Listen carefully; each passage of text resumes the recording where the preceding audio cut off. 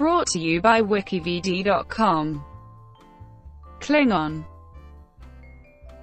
The Klingons are a fictional extraterrestrial humanoid warrior species in the science fiction franchise Star Trek. Klingons are recurring antagonists in the 1960s television series Star Trek, the original series, and have appeared in all 5 spin-off series along with 8 of the feature films. Initially intended to be antagonists for the crew of the USS Enterprise, the Klingons became a close ally of humanity and the United Federation of Planets in Star Trek: The Next Generation.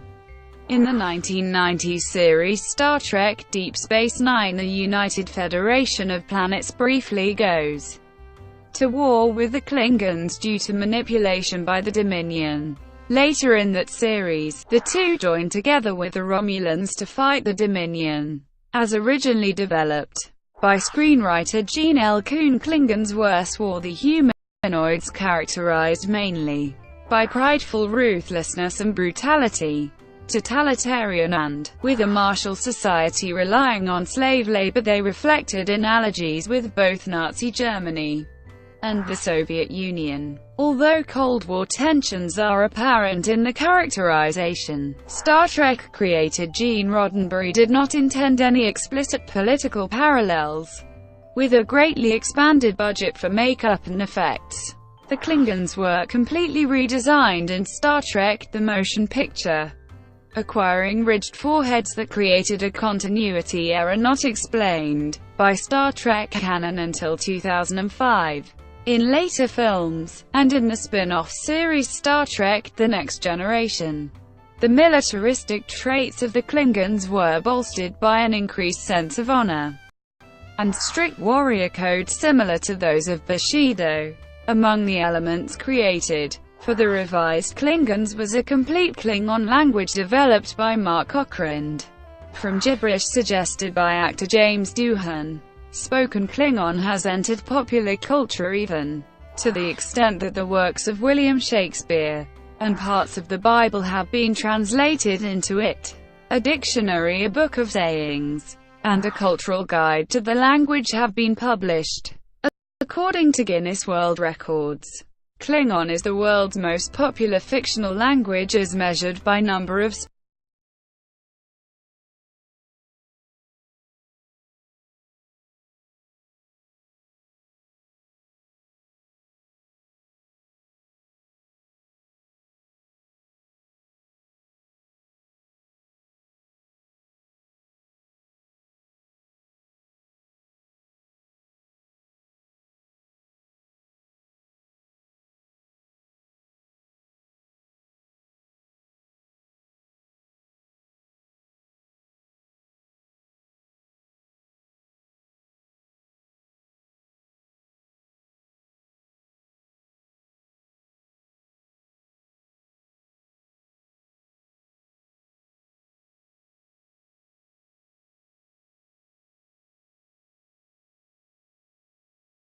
speakers.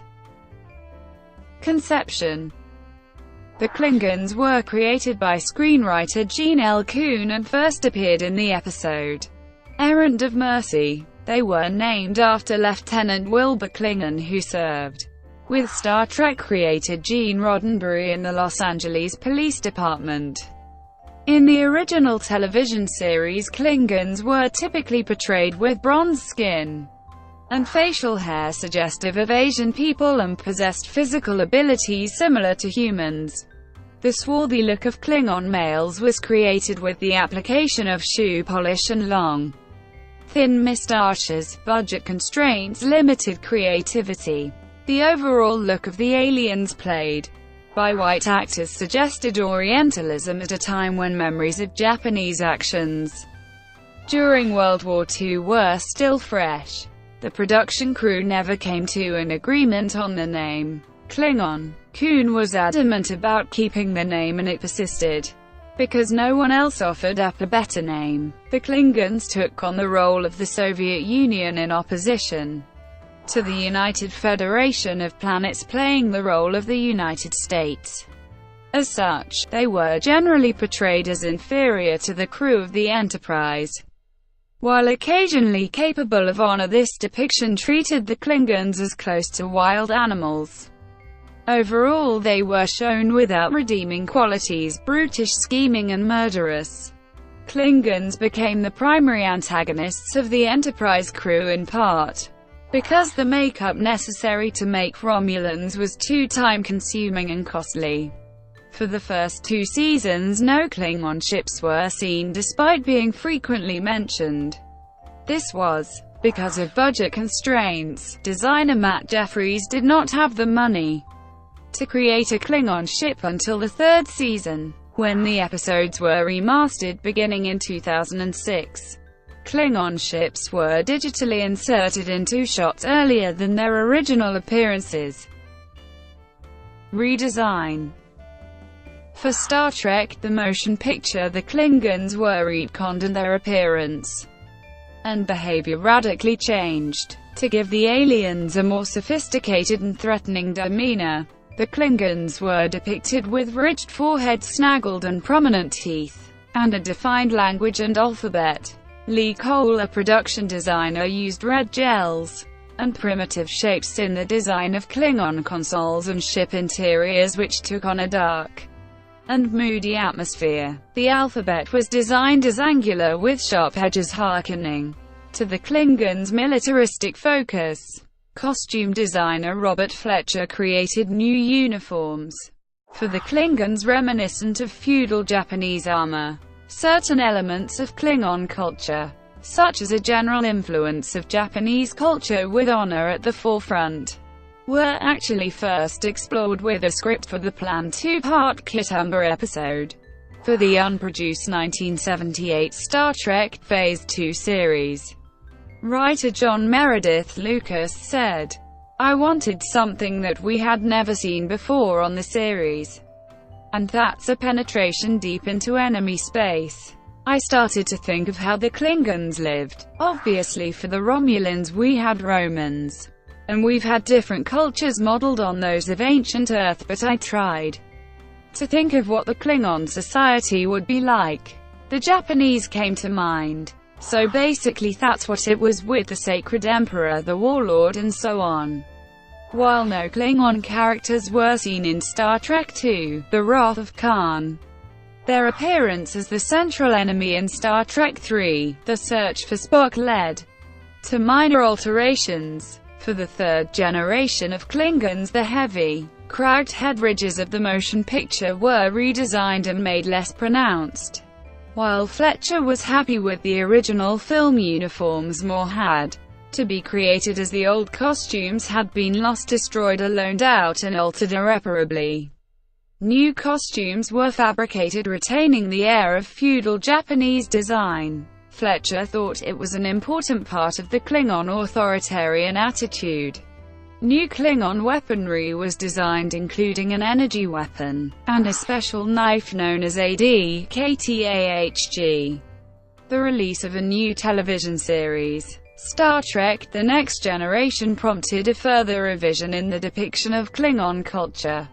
Though Gene Roddenberry had wanted to avoid reappearances of races from the old series, set a century later than the original series, the USS Enterprise featured a Klingon crew member, Worf. Makeup artist Michael Westmore needed a consistent reference to base the Klingon look on. As each individual Klingon had distinct head ridges, he found what he was looking for in a book of dinosaurs, observing dinosaur vertebrae laid out flat. Westmore cut the designs in half and modified them to suit each Klingon. Westmore designed his Klingons' beards to be Elizabethan, combining prehistoric and aristocratic elements to give audiences a feeling of depth from the appearance. Over time, Westmore and the other makeup artists designed different sizes of prosthetic headpieces which could be quickly applied and modified to save time. The amount of preparation to turn an actor into a Klingon decreased from around 3 hours to 1. While important characters had custom headpieces, background actors used pre-made masks. with minor touch-up around the eyes and mouth. The Next Generation effects artist Dan Curry used his martial arts experience to create a flowing fighting style for the race. When the episode Reunion called for a special Klingon blade, Curry drew on Far East influences to develop a weapon known as the Batleth. Curry, a collector of weapons, was annoyed by fictional weaponry that was designed to look cool but could not be handled practically. Curry combined elements of the Himalayan kukri, Chinese axes and fighting crescents to create a two-handed curved weapon that has since been widely used in the franchise. The culture of the Klingons began to resemble revised Western stereotypes of civilizations such as the Zulu, the Vikings, and various Native American nations, as a proud, warlike and principled race, whereas the TOS Klingons served as an allegory to contemporary totalitarian regimes. The Next Generation Klingons held principles more in line with Bushido. Actor Michael Dorn stated that without the revision in Klingon culture, his character Worf would not have been a Starfleet officer. With the first Klingon-centric story in The Next Generation, the first season episode Heart of Glory, the Klingons once again became an important part of the Star Trek universe, and by the advent of the series Star Trek Deep Space Nine, Klingons had become heroes rather than villains, albeit often at cross purposes to the Federation. The final Star Trek film to feature the entire cast from the original television series Star Trek VI, The Undiscovered Country, served to bridge the original series Klingons at war with the Federation to the time of The Next Generation, and presents a subtly different treatment of the race. At the time of the film's development, the Soviet Union was collapsing, and with the advent of glasnost, the old allegory of Klingons as Russians was becoming obsolete. The Klingons were redesigned to evoke the Nazis, with the red, white and black Klingon flag deliberately similar to that of the Nazi Party. The Klingons in the film liberally quote Shakespeare, a trait stemming from director Nicholas Meyer's comparison of the Empire's appropriation of Shakespeare to the Nazis' similar attempt in the 1930s. Meyer also felt it was apropos for Shakespearean actors such as Christopher Plummer and David Warner to speak the lines. The breakdown of the Klingons' empire because of a Chernobyl-like incident results in a new age for the Federation and Klingons, leading to the time of The Next Generation and later series, where the two governments are trade partners and occasional allies. Starfleet members are shown to be highly bigoted against Klingons, who in turn feel that their way of life will be obliterated by peace. The Klingons were given new uniforms designed by Dodie Shepard, in part because there were not enough of Fletcher's The Motion Picture costumes to meet the demands of the film. Dorn described playing a Klingon as simple, joking that after hours sitting in a makeup chair, actors were highly motivated to get the dialogue right the first time. Repeat Klingon Robert O'Reilly told all neophyte Klingons that the most important part of speaking was to say the lines with belief and go all the way. When O'Reilly and Dorn's character had a confrontation, makeup artists wiped spittle off each between takes, a consequence of the harsh-sounding language. Todd Bryant similarly noted that if an actor was projectile spitting on others as he spoke Klingon, he was doing a great job. When filming The Undiscovered Country, Christopher Plummer asked director Nicholas Meyer to adapt his character's look, feeling the heavy forehead appliances looked rather fake. Instead, Plummer's character General Chang was made bald with subdued ridges and an eye patch bolted to his skull. Plummer felt that the unique appearance helped humanize the character. In contrast to white actors portraying the warriors, more recent Klingon roles have been predominantly played by black actors. For Star Trek Discovery, the Klingon appearance was once again modified, with more extensive facial and teeth prosthetics and elongated craniums. The new Klingons are all bald in contrast with the previous depictions and have black and purple skin color variations. Continuity issues.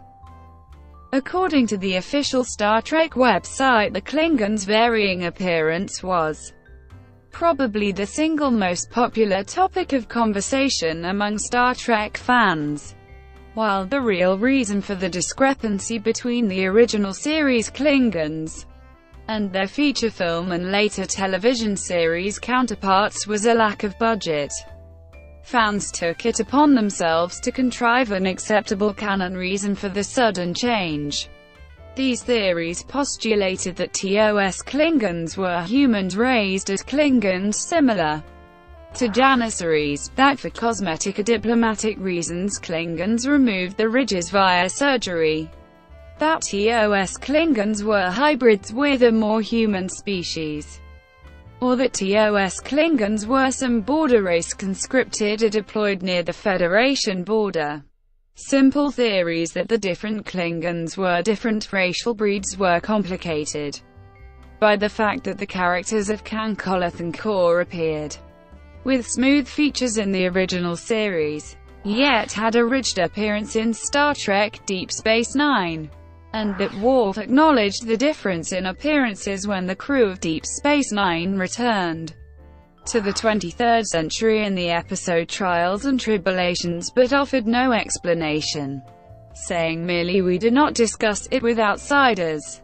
A canonical explanation for the change was given in a two-part storyline on Star Trek Enterprise in the episodes Affliction and Divergence that aired in February 2005.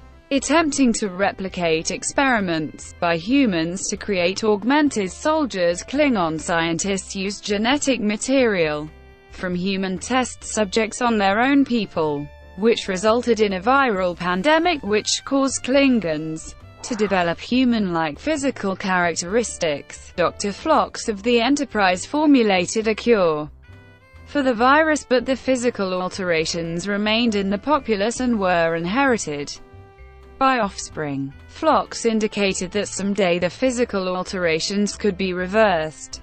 In Star Trek, the role-playing game, the smooth-headed Klingons seen in the original series were called fusions, in particular human fusions, with Romulan fusions also existing. They were a deliberate blending of Klingon genes with those of other races in an effort to gain an understanding of and thus advantage over the other races. Human fusions were chosen for service on the Federation border due to the high number of humans present in the Federation. Fusions of both types were considered inferior to pure-strain Imperial Klingons and were segregated. In the video game Star Trek Online, Klingons under the command of Ambassador Bevat once again attempt to fuse the DNA of other races with their own. In an episode called The Ultimate Klingon, the player character travels to the planet Shatoria in the Korvat system to infiltrate a secret Klingon research facility, and discovers Amar Singh, a descendant of Khan Noonien Singh, has merged Klingon augment and Gorn DNA to create a ferocious, mindless monstrosity the player must destroy. Singh is arrested and imprisoned at Facility 4028. Biology. Klingons possess a robust and enduring biology as well as large and muscular statures. They appear to be among the strongest fully organic humanoid species seen, being vastly stronger than humans. Klingons have been seen on multiple occasions, proving the physical equal or superior of Jem'Hadar and Ahrogen, two other races possessing immense strength, and the half-human B'Elanna Torres proves more than a match for a Vulcan. Only the semi-artificial Borg and artificial lifeforms such as Data are clearly stronger. Their anatomy is redundant and supernumerary. Every organ has a backup, including an extra set of kidneys, an 8-chambered heart, a third lung, and even a secondary brainstem, as well as an extensive and hardy skeletal structure. In fact, it has been said by medical practitioners of other races that Klingons have too many organs, as their physiology emphasizes redundancy at the cost of efficiency. This redundancy is evident even at the cellular level. For example, the Klingons have backup synaptic networks in their nervous systems, allowing them to literally grow a spine, as was demonstrated with Worf when his spine was surgically removed and replaced with a transplanted, genetically cloned new one. Their rapid metabolism allows injured Klingons to heal quickly. All of this makes Klingons extremely hardy and difficult to kill, as necessitated by their aggressive nature and resistant to physical trauma, environmental exposure and illness. Klingons alone have a natural resistance to the phage, which plagues the Vidians of the Delta Quadrant. Like Cardassians, they prefer to avoid cold. Klingons also have a heightened sense of smell, as suggested in Birthright Part 2. In The Next Generation, when Worf and a Klingon boy go hunting and can track an animal by scent, Klingon children are fierce and aggressive by nature, from as soon as they can walk. They are instructed into honing their hunting and combat skills, strengthening their physical prowess and agility. Like humans, they go through a form of puberty, which, as Picard puts it in Star Trek, Insurrection hardly does it justice, and includes sudden bursts of hair growth, extreme mood swings, and violent tendencies, and the Klingon equivalent of acne. Culture. In comparison to the original series, Klingon culture is thoroughly examined in later series episodes, part of a larger movement by Star Trek writers to deepen viewer understanding of the alien races of the franchise. The Klingons adhere to a strict code of honor similar to feudal Mongolian or Japanese customs, although some, such as Gowron, appear to struggle to live up to their ideals. Their society is based on war and combat. Ritual suicide is often preferred over living life as a crippled warrior, and may allow a warrior to die with honor. To be captured rather than killed in battle brings dishonor to not only the captive, but his descendants. Death is depicted as a time for celebration, not grief. Klingons are depicted as a spiritual people. According to the legends, Klingons slough their own gods. The equivalents to heaven and hell are called Sto-Vo-Kor and Greethor respectively. In Sto-Vo-Kor, battle and feasting can be eternally won and shared, while those sent to Greethor are condemned to eternal torture unless their honor is restored by living relatives. Those who do not die in battle may not enter Sto-Vo-Kor. Relatives undertake quests to guarantee their deceased comrades' entry into paradise. Despite believing in an afterlife, the Klingons perform a form of last rite. This consists of spreading the eyes open, humming in anticipation of the final breath, and roaring skywards when the warrior dies, warning the dead a Klingon warrior is coming. Yet Klingons have no burial rites and dispose of corpses by the most expedient means available, considering them empty shells. The Klingons' spiritual leader is Carlos, a messianic historical figure who established early codes of honor, and was the first Klingon emperor. His fabled weapon, the Sword of Carlos, is depicted as a unique bat'leth that serves as the Klingon equivalent of the Holy Grail. In the TNG episode Rightful Heir, Carlos appears in the flesh to Worf, who had doubted his Klingon faith. This Carlos is revealed to be a clone created in an attempt to bring Klingons together, and who is chosen to lead the Klingon people as a figurehead. Klingons are passionate opera lovers. Language. The Klingons have their own language that was developed for the feature films, often described as guttural. For the motion picture, James Doohan, the actor who portrayed Montgomery Scott, devised the initial Klingon language dialogue heard in the film. For The Search for Spock, Mark Okrand, who created the Vulcan dialogue used in the previous film, developed an actual working Klingon language based on Doohan's original made-up words. Okrand was presented with a difficult task of contriving a language that sounded alien. while still simple enough for the actors to pronounce. While most constructed languages follow basic tenets of natural languages, for example, all languages have an R sound, Ockrent deliberately broke them. He chose the rarest form of sentence construction, the object-verb-subject form. The translation of the phrase "I boarded the Enterprise" would be constructed as "the Enterprise boarded I." Ockrent reasoned the language would be indicative of the culture the Klingons' language focuses on. Actions and verbs like Mongolian. Adjectives do not strictly exist. There is no word for greedy, but there is a verb qur which means to be greedy. The language does not contain the verb to be, which meant Ockrent had to create a workaround when director Nicholas Meyer wanted his Klingons to quote Shakespeare and the famous line "to be or not to be in the undiscovered country." Initially Ockrent came up with "to live or not live," but Plummer did not like the sound of the line. Ockrent went back and revised the phrase to "tarpa tabi," roughly meaning whether to continue or not to continue existence. The Klingon language has a small vocabulary compared to natural languages, containing around 2,000 words after it had been created in the 90s. After its initial creation, Ockrent has frequently created new words, so that the total number of words has grown up to approximately 3,000. Ockrent persuaded Pocketbooks to publish the Klingon Dictionary in 1985. In it, Ockrent elaborated on the Klingon language's grammar, syntax, and vocabulary. While Ockrent expected the book to only sell as a novelty item, 11 years after publication it had sold 250,000 copies. Dedicated Klingon enthusiasts, some, but not all of whom were Star Trek fans, created the Klingon Language Institute, which published multiple magazines in the language. While Paramount initially tried to stop the institute from using its copyrighted language, the company eventually relented.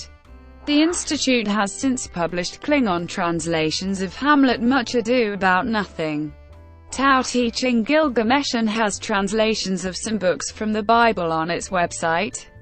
The Bible proved to be difficult to translate, as Christian concepts like atonement, and words like God, are not found in the Klingon vernacular. From time to time Ockrent has amended the official list of Klingon vocabulary, due in part to requests from the Institute and other groups. Other Klingon groups run blood drives, bowling teams, and a golf championship.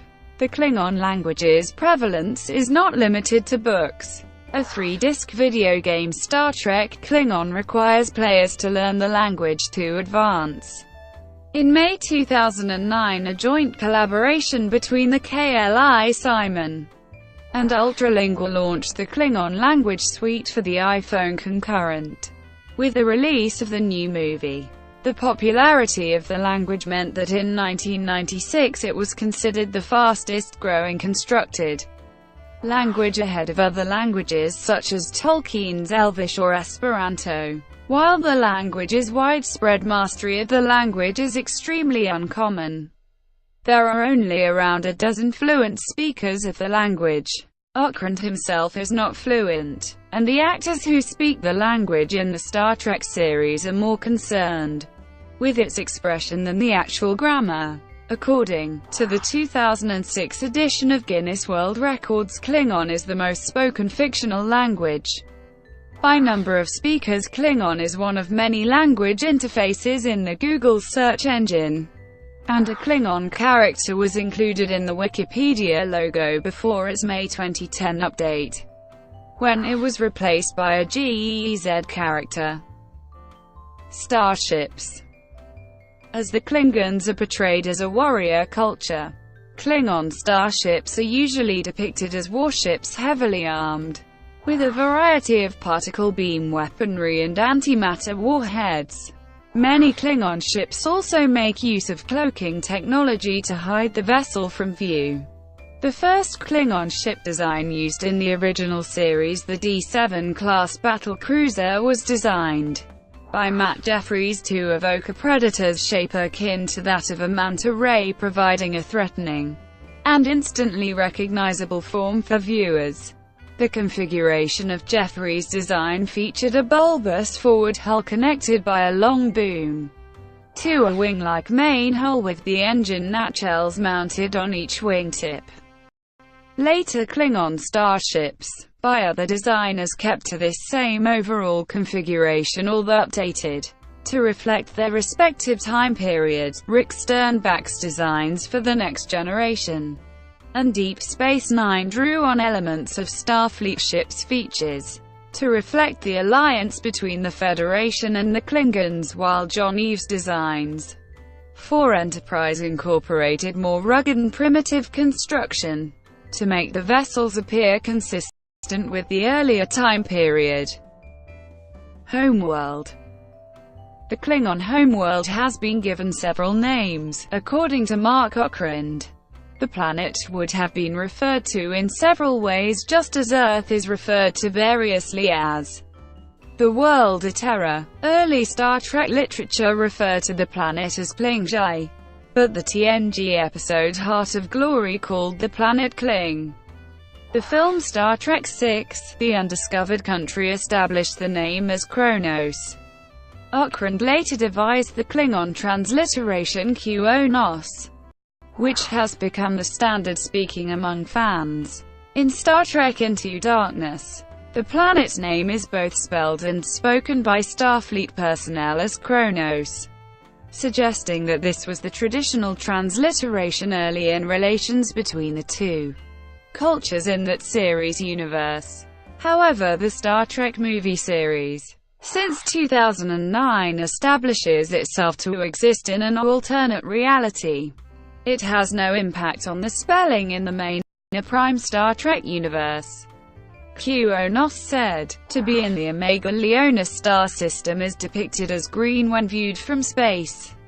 It includes a lone huge landmass with a vast ocean, a severely tilted axis that causes wild seasonal changes, a turbulent atmosphere, and extremes of both warm and frigid weather. The planet is also home to the capital city of the Klingon Empire, which features prominently in several episodes of The Next Generation and Deep Space Nine. The destruction of the planet's moon Praxis was a plot point in the film The Undiscovered Country. The after-effects driving the plot of the film, and later events in the television series Star Trek: The Next Generation.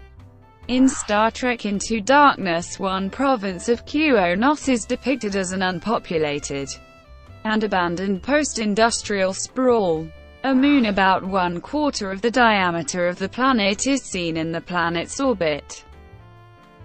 Star Trek: The Role-Playing Game, FASA 1982. This game was first published more than a decade after the original series ended, and the publication of supplements and expansions was substantially ended prior to the release of Star Trek: The Next Generation. With the exception of Star Trek III: The Search for Spock, during this period depictions of Klingons on screen were limited. Most material on Klingons was presented in the Klingons Starfleet Intelligence Manual, written from an in-universe perspective as a guide for Starfleet officers, and the Klingons Game Operation Manual, which covered rules for playing as a Klingon. The game designers were heavily influenced by author John M. Ford, whose novel The Final Reflection focused on Klingons. Otherwise, they invented their own version of Klingons that is substantially inconsistent with later screen depictions. Homeworld and early history. The Klingon homeworld is called Klingji. Its surface is 70% water, and the sky normally has heavy cloud cover. Its location is unknown to the Federation. Klingons were not seeded on the homeworld by the Preservers, an ancient race that seeded other planets with humans, Romulans, Vulcans, and other species, but instead evolved from an indigenous primate-like biped. It is conjectured that the Preservers based the other races on Klingons, Aquaculture is strongly developed and the planet exports food. Another planet in the same solar system was inhabitable and was colonized, but was inadvertently destroyed. The destruction led indirectly to the Klingon development of warp drive and thus enabled an interstellar empire. Only one military leader looked to expanding the empire into space rather than engaging in political infighting. Upon his rise to power as emperor, he took the name Carlos. Shortly after this, the Klingons encountered the Romulans and engaged in an all-out war, which drained both sides. This led to the creation of Klingon-Romulan fusion hybrids, which was a largely successful strategy. Several decades later, the Klingons encountered the Federation and developed Klingon-human fusions by kidnapping humans from lone starships. The Klingons knew about the Federation for nearly 20 years before the Federation learned of the Klingons. Several decades later, the Klingons encountered a race they called the Kanshaya on the side of their empire opposite to the Federation. This led to a period of total war which nearly resulted in the destruction of the Klingons by the Kanshaya. The war lasted for 5 years and ended in a stalemate with continuing skirmishes. Unable to expand in this direction, the Klingons started a war of expansion against the Federation, called the 4 Years' War. It ended in a humiliating loss by the Klingons, and they conceded territory to the Federation. After a decade of rebuilding, another effort at expansion into the Federation was halted when the Klingons encountered the Organians. Language and interstellar relations. Events that occurred while cloud cover was absent on Klingjai were considered to be of special significance as they were witnessed by the naked stars, which were otherwise seldom visible, and acquired a religious significance. Though Klingons do not worship gods, service in the Imperial Navy is considered auspicious as every event is exposed to the witness of stars and thus remembered. Klingon language is called Klingonese. It is often used as battle language, also called clipped Klingon, which omits all but essential verbs, noun and adjectives to save time.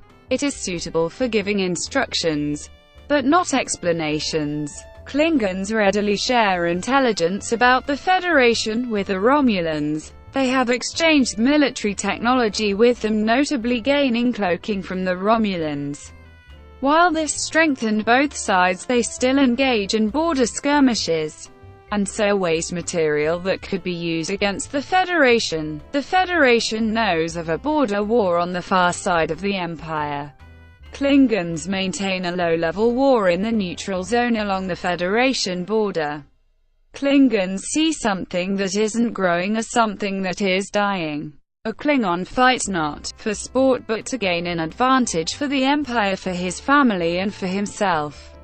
There is a sense of paranoia as others are constantly watching all one's activities in order to seek advancement. This leads to a morality that Federation races see as often cruel and remorseless. Klingons will seek to exploit new planets with little regard for treaties or indigenous life forms on the planet.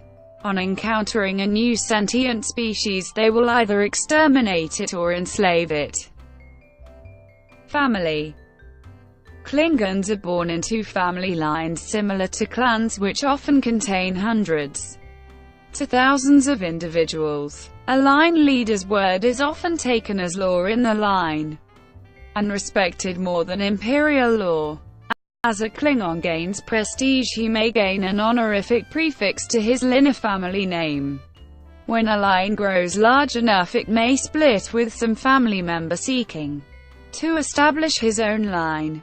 Klingons practice consortship as opposed to marriage. Multiple consorts are possible depending solely upon the good graces of the other consorts. Consortship is a very strong bond and one of the few trust relationships a Klingon will have.